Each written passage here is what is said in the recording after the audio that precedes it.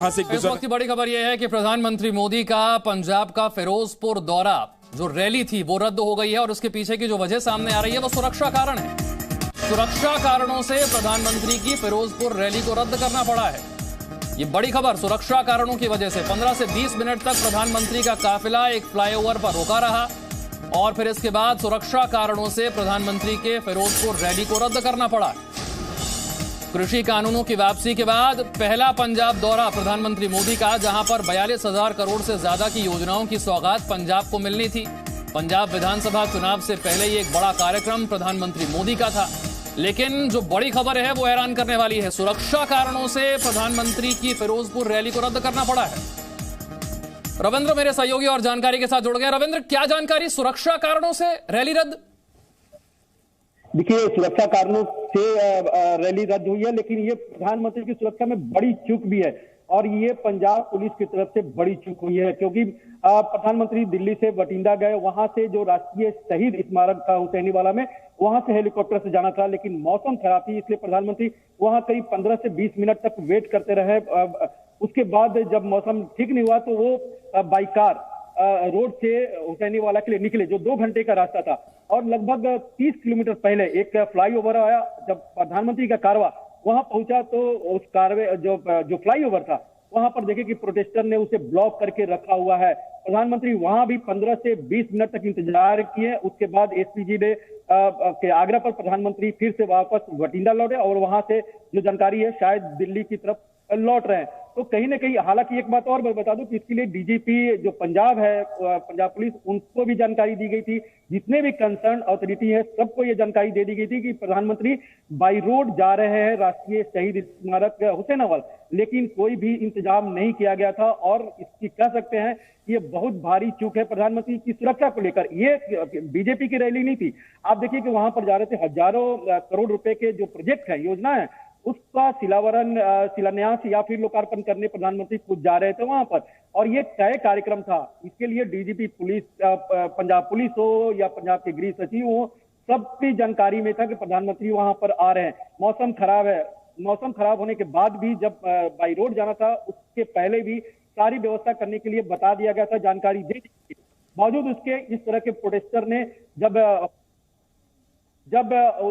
उनके कार्रवाई को रोक दिया गया, प्रधानमंत्री उस जो प्रोटेस्ट कर रहे थे वहां भी उनका। रविंद्र, बड़ी खबर यह है कि गृह मंत्रालय ने भी अब पंजाब सरकार से इसे लेकर जवाब मांगा है कि कैसे इतनी बड़ी चूक हो गई प्रधानमंत्री की सुरक्षा में। बिल्कुल बिल्कुल, आप देखिए कि ये गृह मंत्रालय जब इसकी जानकारी मिले तुरंत उन्होंने इसके लिए रिपोर्ट मांगी गई है कि कौन इसके लिए जिम्मेवार है। रिस्पॉन्सिबिलिटी फिक्स करने के लिए कहा गया, क्योंकि जब आप खुद जानते हैं कि प्रधानमंत्री का कहीं भी इंटोर होता है, कहीं भी जाते हैं, तो एसपीजी या फिर जो प्रोटोकॉल होता है वो सबसे पहले जानकारी दी जाती है वहां के कंसर्न अथॉरिटी को दी जाती है, राज्य पुलिस के महानिदेशक को दी जाती है, वहां के जो लोकल डीएम होते हैं, एसपी होते हैं, सबको जानकारी दे दी जाती है। और यही बात प्रधानमंत्री जब पंजाब जा रहे थे उसके पहले भी दी गई थी। और आप खुद देखिए कि प्रधानमंत्री का कारवां जब आगे बढ़ रहा था, 2 घंटे का सफर था बाई रोड, और सारा इंतजाम किया करने के लिए बता भी दिया गया था कि प्रधानमंत्री मौसम खराब होने के कारण से बाई रोड जा रहे हैं हुसैनीवाला राष्ट्रीय शहीद स्मारक।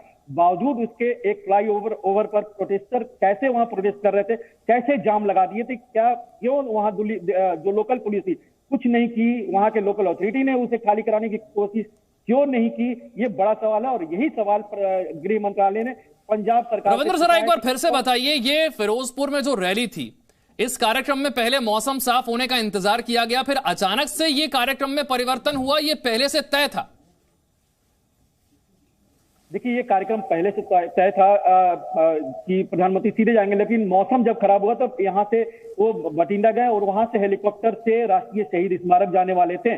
उसके बाद जो कार्यक्रम स्थल था वहां भी जाने वाले थे, लेकिन जब मौसम खराब हुआ तो जब हेलीकॉप्टर से नहीं गए तो बाई रोड जाने का प्रधानमंत्री ने फैसला किया। आपने देखा कि कानपुर से भी जब मौसम खराब था तो प्रधानमंत्री कानपुर से लखनऊ गए थे अभी कुछ दिन पहले ही, लेकिन उसके पहले सारा इंतजाम किया गया था, सारे अथॉरिटी को बताया गया था, रोड क्लियर रहता था। और यही बात प्रधानमंत्री के आज के जो रूट था उसमें भी राज्य सरकार को बताया गया था। सर्वोच्च स्तर पर जो राज्य सरकार के पदाधिकारी हैं उन सबको बताया गया था।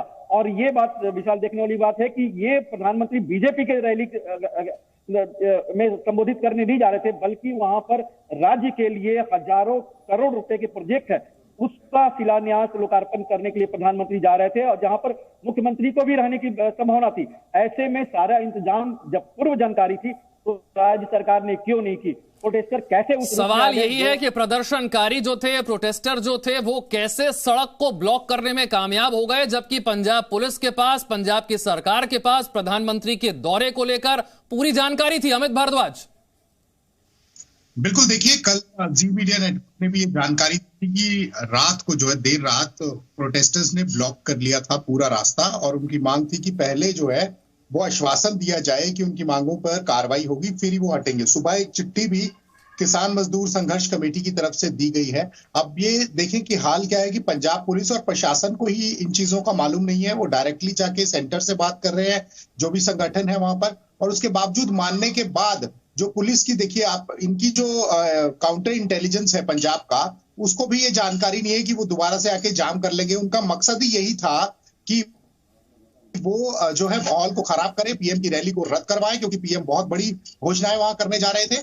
और सबसे बड़ी बात है कि डीजीपी, स्टेट के जो डीजीपी है, उनको भी इस बात का इल्म नहीं था, उनकी काउंटर इंटेलिजेंस को इस बात का इल्म नहीं था, किसी भी एजेंसी ने जो है वो सेंटर को जो है वो जानकारी नहीं दी कि इस तरह से प्रोटेस्टर। और इससे पहले क्या हुआ कि जो लोग रैली में पहुंच रहे थे उनको भी रोका गया, उनको भी जबरन वहां पर रोका गया। और पंजाब पुलिस का इतना ढीला रवैया था, ऐसा लगता था कि पंजाब पुलिस खुद चाहती है कि ये रैली जो है वो ना हो, इतना ढीला रवैया उन लोगों का। हालांकि उनके पास इंफॉर्मेशन थी, उनको जो है केंद्र को इंफॉर्मेशन, यही बड़ा सवाल है कि इंफॉर्मेशन थी कि इस तरह का विरोध हो सकता है, उसके बावजूद समय पर एक्शन क्यों नहीं लिया गया? मनीष शुक्ला, यही बड़ा सवाल है। जानकारी तो थी, क्योंकि कृषि कानून का विरोध जिस तरह से हो रहा था, वापसी के बाद भी किसानों में रोष था। यह